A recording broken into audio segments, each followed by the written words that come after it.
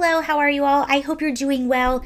If you're seeing this on Friday, live tonight at 8 p.m. Eastern Time, there's lots and lots to talk about, so hopefully I'll see you there.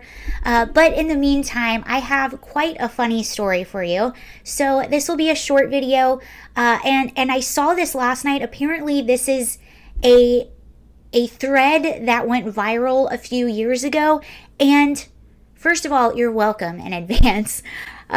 But this is an inevitable result of helicopter parenting, participation awards, safe spaces, trigger warnings, everything. Just an entitled millennial generation. And yes, I am an elder millennial, but hopefully I am not as bad as this. So let's get into this. Branding consultant Carol Blymeyer posted a series of tweets about a fascinating thing that she watched. So this is what Carol overheard in her office. In an office space near a client, a young woman was meeting with her boss. She was, by my estimation, in her late 20s. The boss, also a woman, was giving her feedback and reviewing edits she had made on something this young woman wrote. They had been speaking in low tones, but their volume got louder toward the end of the conversation because the young woman was getting agitated at about a particular edit. The particular edit was correcting the spelling of hamster to hamster. Apparently, she had used the phrase like spinning in a hamster wheel in this draft, presumably in a speech or op-ed. The young woman kept saying, "I don't know why you corrected it. I spell it with a P in it." So she was spelling it Hampster rather than the correct spelling Hamster. And that's what the boss was correcting her on. And she didn't like this. The young woman kept saying, "I don't know why you corrected that because I spell it with a P in it." The boss said calmly, "But that's not how the word is spelled. There is no P in hamster." Young woman, "But you don't know that I learned to spell it with a P in it, so that's how I spell it." The boss, remaining very calm and professional, "Let's go to dictionary.com and look it up together. Mind you, this is a woman in her late 20s, not a fifth grader."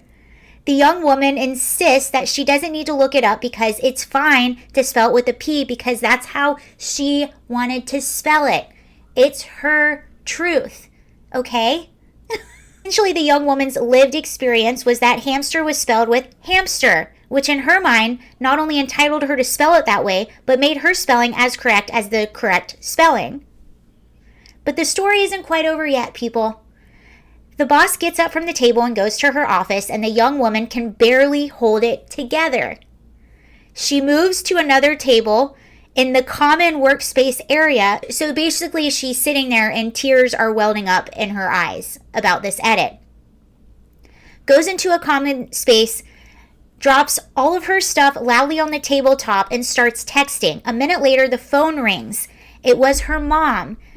She had texted her mom to call her because it was urgent, and I'm sure her mother maybe thought it was the ER or something.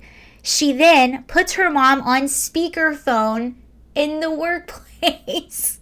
She bursts into tears and wants her mom to call her boss and tell her not to be mean about telling her how to spell words like hamster. And the mom metaphorically smacks her phone and tells her to grow up. Not exactly. The mother tells her that the boss is an idiot and that she doesn't have to listen to her and she should go to the boss's boss to file a complaint about not having creativity in her writing. Because what does correct spelling matter? Why don't we all just all spell things exactly how they should be spelled in our minds? The young woman kept saying, "I thought what I wrote was perfect, and she just made all these changes and then had the nerve to tell me that I was spelling words wrong when I know they are right because that's how I have always spelled them." Screw the dictionary. Mind you, this girl is still on the phone with her mom in a public workspace. By the way, this is such a pet peeve of mine. I cannot stand when people do this, when they're talking on speakerphone loudly and you can hear their entire conversation. She ended the conversation asking her mom how she should bring this up with the boss, with the boss's boss. I mean, I always spell hamster with a P. She has no right to criticize me. This is the my truth generation, my truth, my lived experience. The actual truth doesn't matter. It's my truth. Learning how to take the negative feedback is a critical part of being an adult. Learning how to say, oops, you're right, I was wrong, is a valuable life skill. There are times when you should stand your ground, but not when it comes to spelling. Imagine if we all just chose how we spell. How would we ever communicate? The dictionary wins every time, and if the dictionary says there are multiple correct spellings, the boss gets to choose which one you use in the office. This mother, in trying to help support her daughter, made her very difficult to work with. And as Blymeyer points out, teachers and professionals undoubtedly bowed to the mother's whims rather than do battle. All of them did her no favors. Hopefully she'll figure it out soon enough.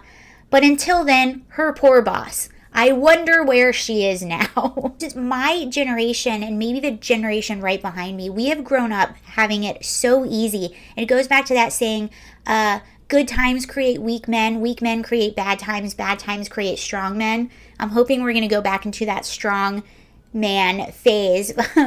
But it's also, it goes into the gender identity too. You have people making up all of these genders, making up all of these sexualities, and you're supposed to know it, and you're supposed to understand it, and you're supposed to respect it, and call me by whatever word I make up, because that is my truth, and you have to respect my truth.